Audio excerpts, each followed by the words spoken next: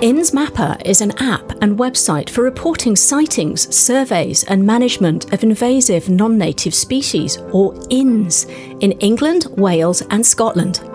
INNS Mapper is free for anyone to use and is available in both English and Welsh.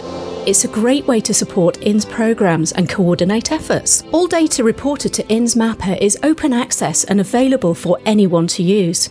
You can download the app in the Android and iOS app stores. You can use the INNS Mapper to report sightings of invasive non-native species, report either general surveys or targeted surveys of INNS when looking for specific INNS, report management of INNS, check that photos of INNS uploaded to the INNS Mapper have been correctly identified, and see species identification guides and more information about INNS.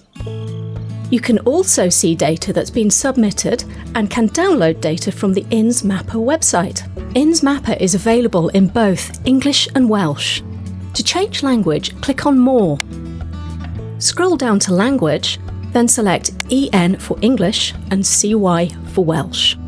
62 different invasive non-native species can be reported to INNS Mapper, including plants, invertebrates and mammals that live on the land and in fresh water. The INNS you are able to report to INNS Mapper have all previously been reported in Great Britain and are either widespread and under management, widespread where management efforts are less widespread, or present with high impact but difficult to manage. Species not previously reported in Great Britain, known as horizon species, cannot be reported to INNS Mapper, and there is no option for other within the list of INNS.